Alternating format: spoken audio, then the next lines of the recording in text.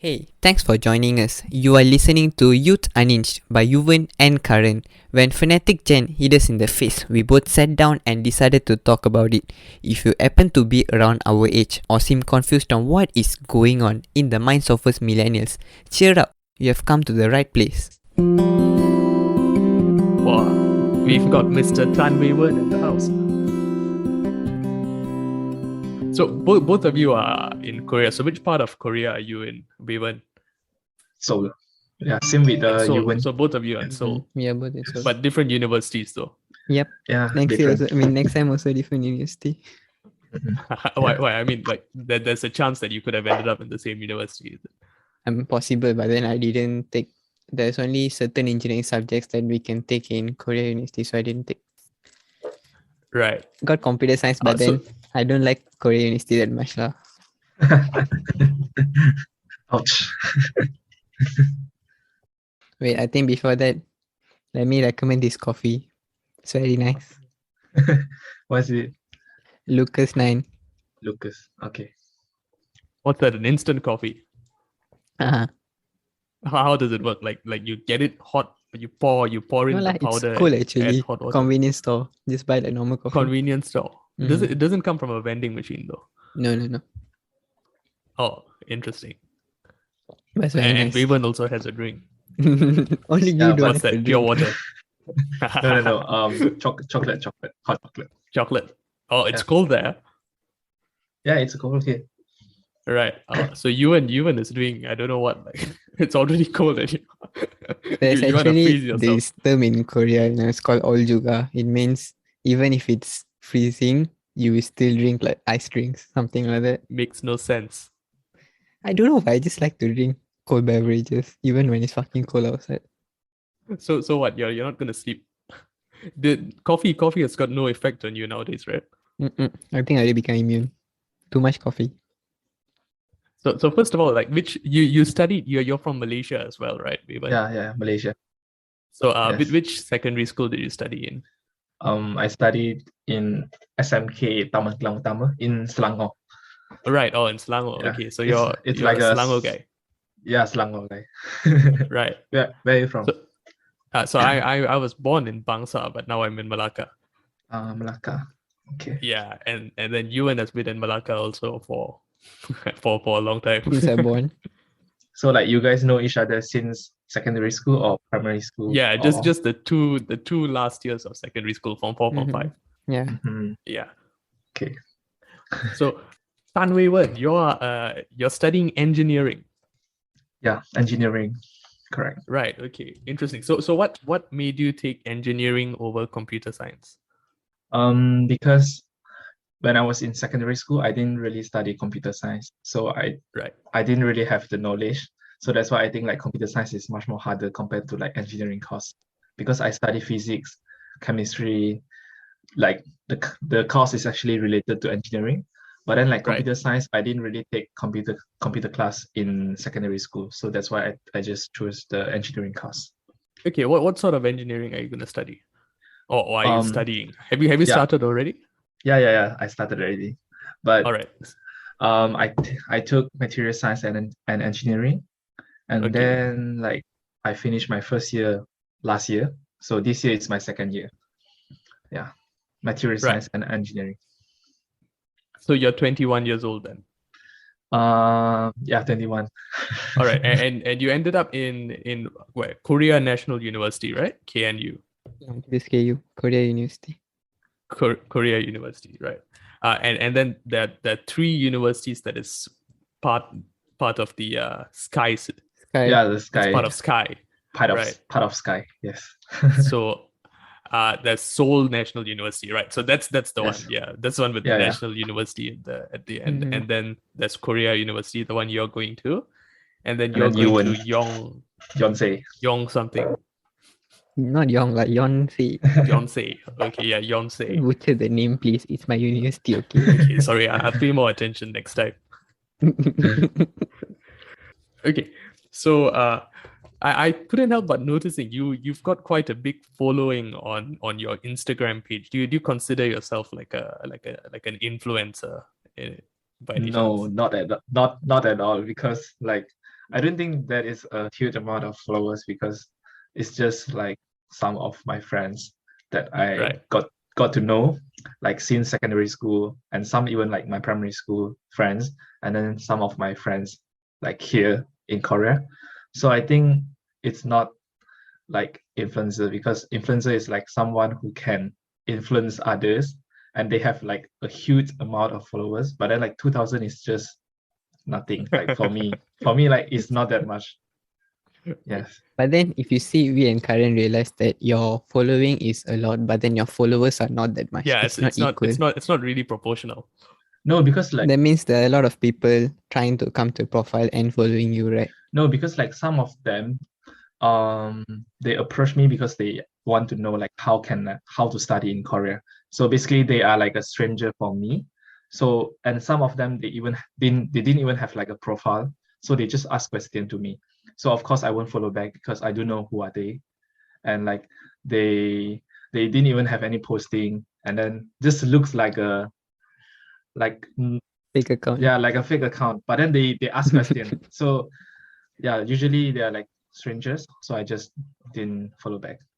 Yeah. So you respond to these questions though? Yeah, I respond to all questions that I receive. All right. Yeah, I think I need to give a background a bit. Actually, WeiWen is one of the very first seniors that I got to know in Korea because we had this program. Then there was another 2 seniors, and then there was WeiWen. Obviously, I got close to WeiWen because he was the friendliest there. Not throwing shades on other seniors, but they were good as well. But WeiWen, he was very informative, and he's like one batch older than me. Thank you so much. And we frequently contacted even before we come to Korea. Yeah. So I got a lot of information. Right. So you could get a lot of advice from him in the sense that he's a year older than you, right? I mean, yeah, he started university before you also. So what made you take this scholarship under JPA for? Because I only got one scholarship. That's the main reason. So I actually didn't have much options to choose. So I just got this JKPJ scholarship, and then actually I was like second intake. I'm not the first intake. So like at that time, actually I was studying in matriculation, Selangor matriculation, and then I got accepted to this scholarship, but then second batch. And then I was actually thinking like, should I pick up this scholarship or not? Because that time I was already in matriculation. I already started my life there. So, but then I feel very like happy and grateful because I picked up this opportunity, because I actually learned a lot in Korea, like social skills. And also I think that the experience is actually different, like compare if you study local and also if you study like abroad. So yeah, I pick up this scholarship because they provide like monthly allowance, everything. So it's actually, I don't need to pay anything, except if like after graduated I didn't work for government, then I need to pay something back. But then like until now, I think everything is fine. So I decided to pick up this scholarship. Right. So, well, 2 questions to that. So, first of all, was engineering always, at the top of your mind, because you said you started off doing matriculation, right? Yeah. So, were you planning on pursuing something else initially? Actually, I inspired to become a lecturer since I was in my secondary school, but then I'm not interested in engineering course. The reason why I study engineering course now is because I got a scholarship. So, but then like because I wanted to become a lecturer, so actually the thing that I studied doesn't really matter compared to someone who really have like a dream, because like for lecturer you can teach anything, right? Because like even if you study computer science, you can teach computer science. Like so long as you're good in the subject. You and I have been it's like bantering on as long about as you are lecturers good, not having interest. Yeah. As long as you are good in a subject, you can teach. So I think it's okay for my case, because I wanted to become a lecturer. But for example, if someone who wanted to become a doctor, then maybe it's a little bit difficult for them to study engineering because it's not what they like, right? Yeah. I suppose so. I'd argue that if you're talented enough, even though you don't really like it, you could probably sort of muscle your way through both. I mean, if you really wanted to, you know what I mean? But then don't forget, during our critique of teaching episode, we did say that if they're teaching, they must have interest in it. If not, the students are the one getting the negative Yeah, true, but effects. then practicing is another thing. Yeah, but then like even like right now, I'm also trying to like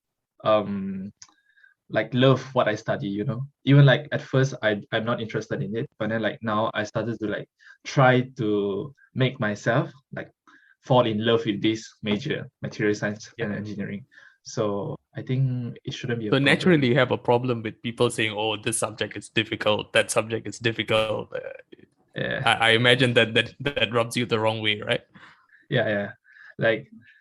But until now I'm not that sure like how my major worked, because like last year I just study general course like chemistry, physics, calculus, everything, and then like starting from this year I will study more about my major, so I hope it will be fine. I mean, I hope that you become a good lecturer in the future. Thank you so much. So then, well, being in Korea, I mean, I think another 1 month, it's been a year since I've been in Korea, but then you obviously have way more experience than I've had so far.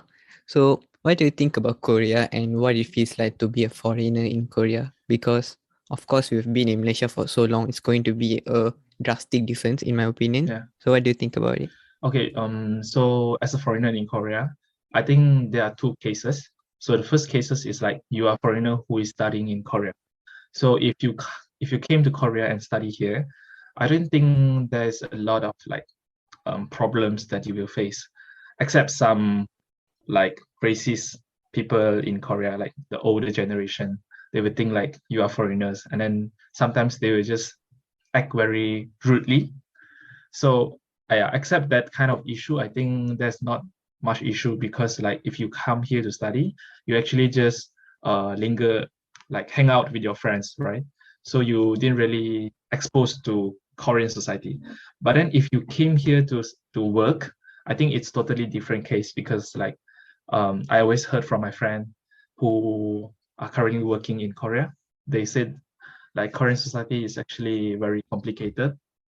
It's totally different from like what you study in Korea.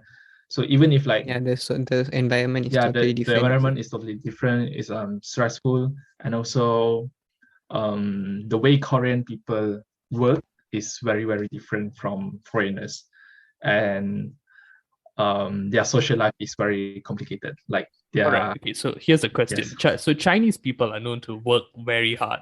How do you think? What do you? It's just a reputation that many people, people who are not Chinese, it's an observation that it's a general observation that they make. So what do you think? How do you think that differs from the Korean way of life or work culture?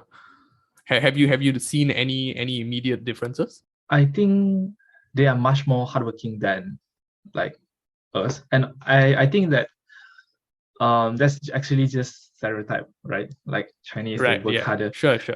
But there are also like some Chinese who are lazy.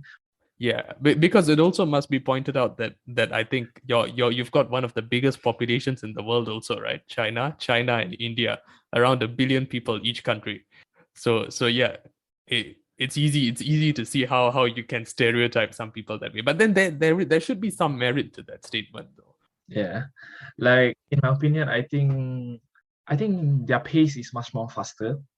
Like the way they work is much more faster and much more efficient compared to Malaysia.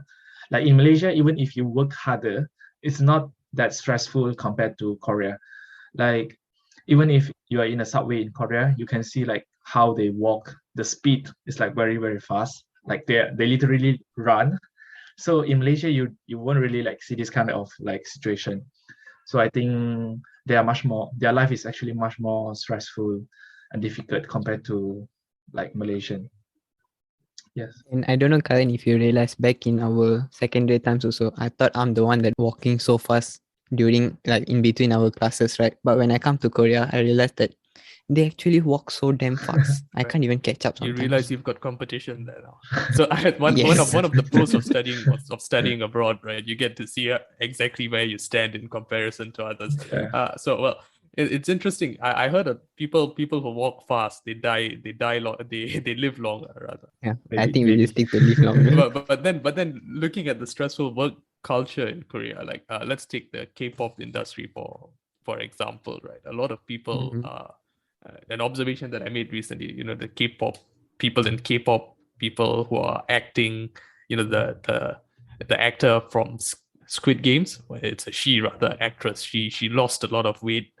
They take their work very seriously. Yeah. Yeah, and prior to that, she wasn't just an actress; she's a model also. So I think she need to keep that certain body figure that they ask in the company, I suppose. I mean, of course, we are not body shaming anyone here, but then that's the standard that people are asking for nowadays, and I wish it would change one day. Yeah. Meeting people's expectations. Yeah, that's something that we can't actually express a lot nowadays. And WeiWen, so being in Korea, so what do you think is the most embarrassing moment that you've had in Korea, if I can ask about it? Embarrassing moment. To be honest, I didn't really have embarrassing moments in Korea. I think the main reason is because I'm Chinese, so I look like a little bit like Korean. I look a little bit like Korean. So sometimes when they ask me stuff, they will literally talk with me in Korean. In Korean, in very, very difficult Korean. But then so how do you rectify the situation then? I just say sorry, I'm foreigner, I can't really understand what you say. And then they'll be like, in English. Okay, sorry.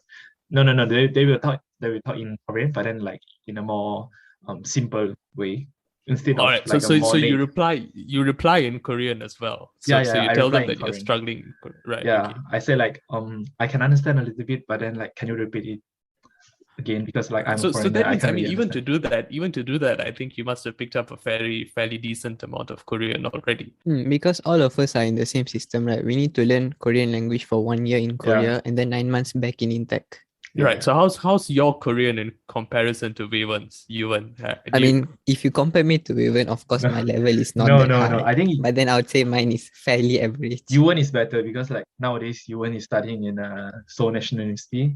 They are using Korean every day, but then for my case, I didn't really use Korean much because in university. Hey, come on, there's only 1 week left. In university, after that, by Korean also flying away. But at least now you are very good in Korean, I'm sure. Yeah, just a fair amount of good Korean. It's essentially ingrained into your head because now you're studying actually proper science subjects in full Korean, right? So numbers, stuff like that, it should come immediately into your head, right?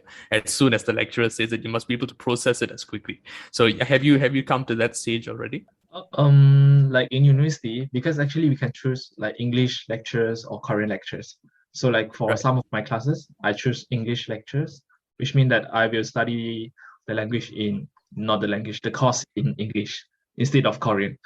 But then in SNU, so Yuvaan is currently studying everything in Korean, I think, even the math, chemistry, physics. So that's why I think Yuvaan is much more better than me, because now major flex there.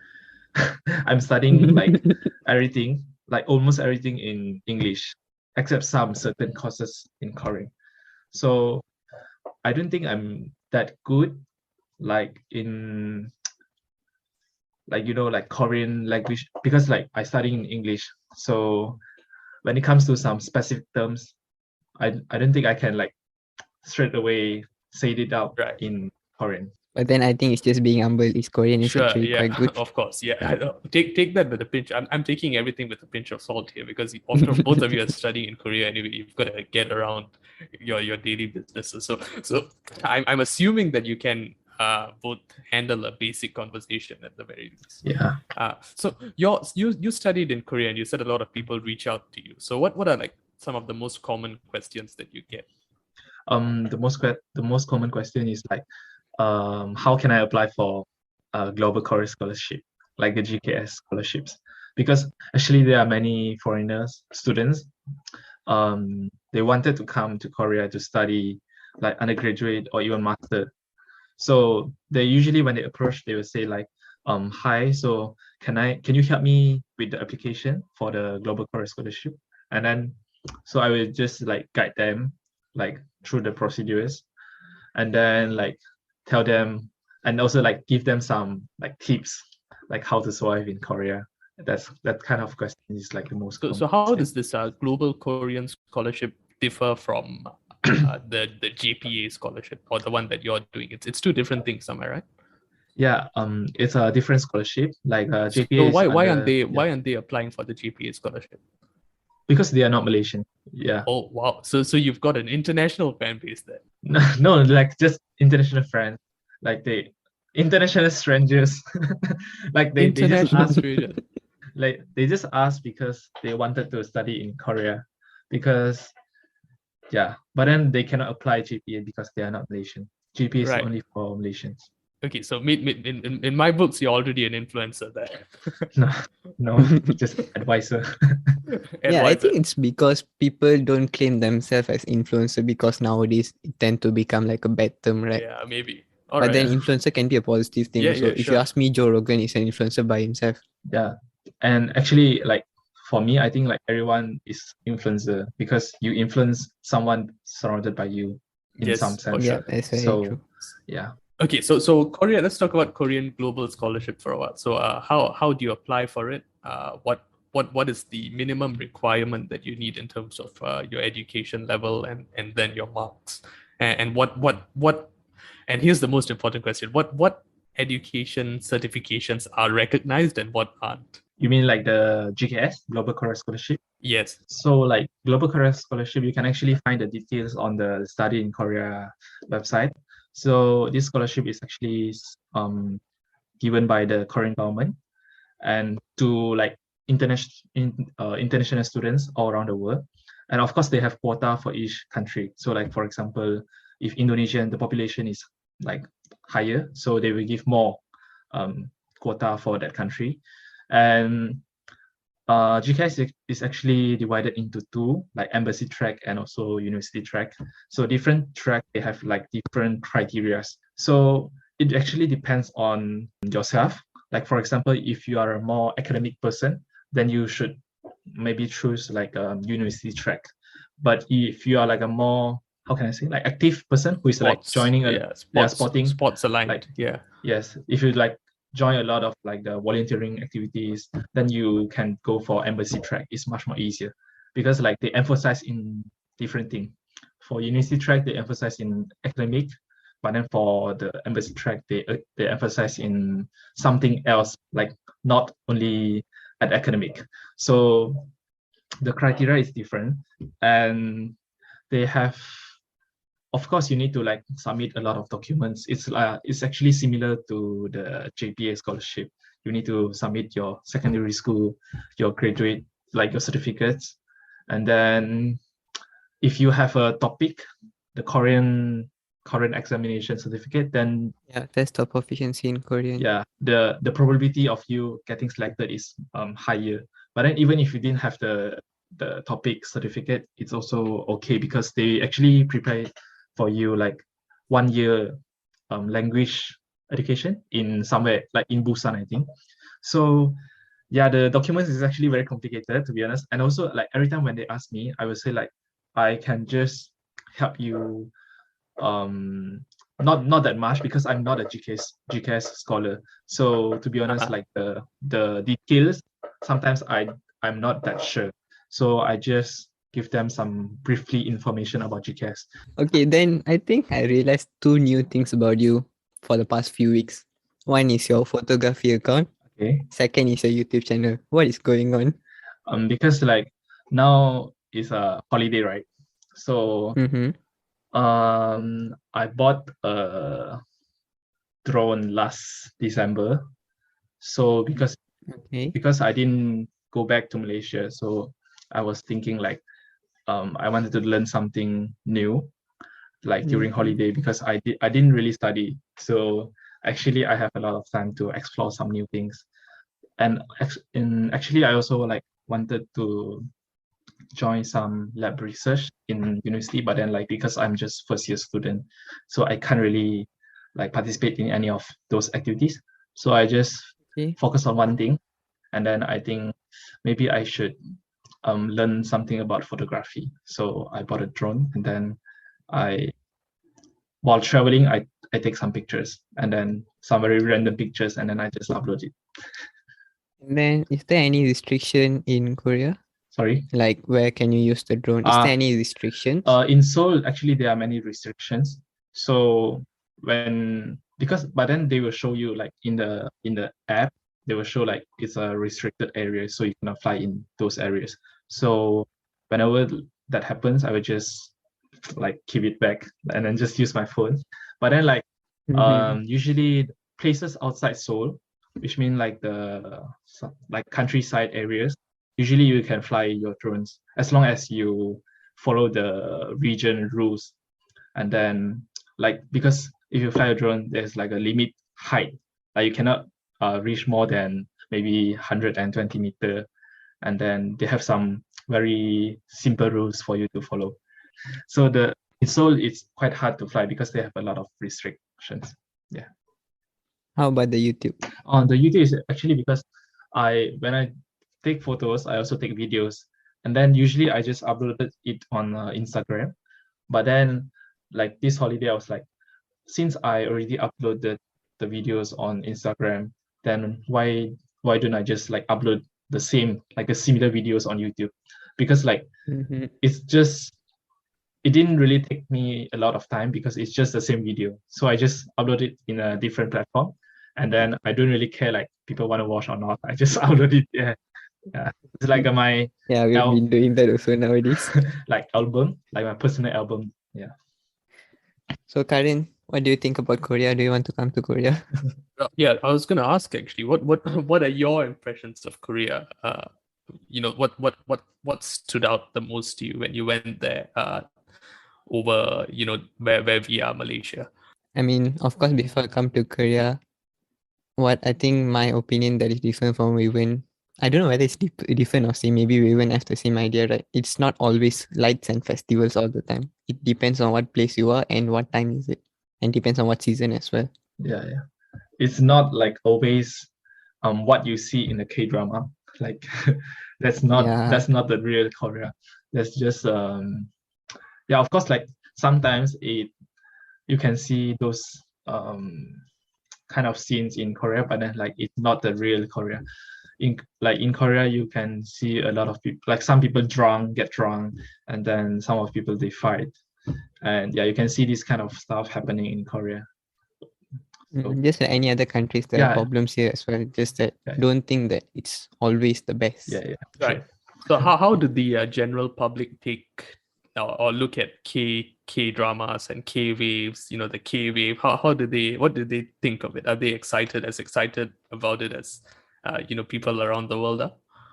Of course, they love like K drama as well. But then, for me, I think they prefer Western culture more, because in Korea you can find many places like they purposely decorated it into like a Western way. Like even here, like Christmas, they celebrated like very, how can I say? Western style. Western style. Yeah, Western style.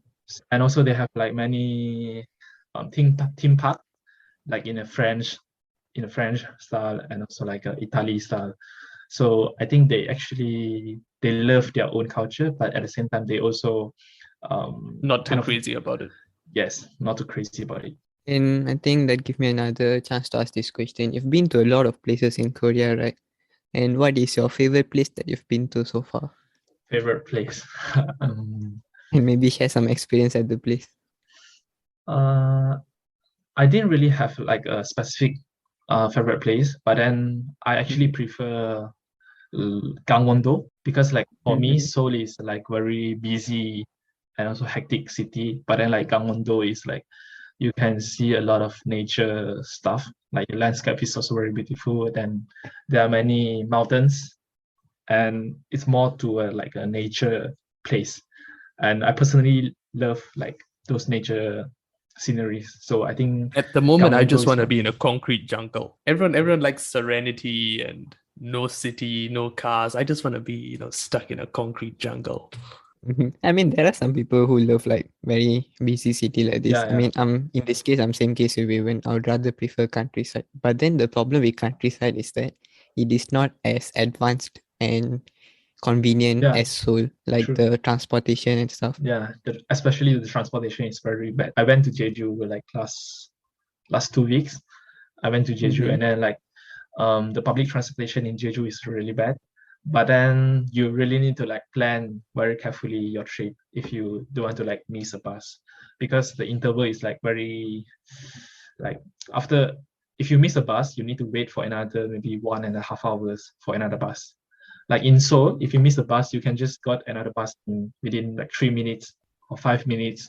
But then in Jeju, it's different. So you need to like really plan really carefully if you want to like have a smooth trip in Jeju.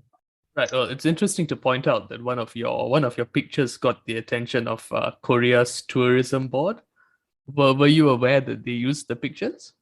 Yeah. They asked me before they asked me Right. like, can I use your pictures on our page, something like that. And then they say like, if we find your content relevant, can we keep like using your pictures in the future? Oh, that's and nice.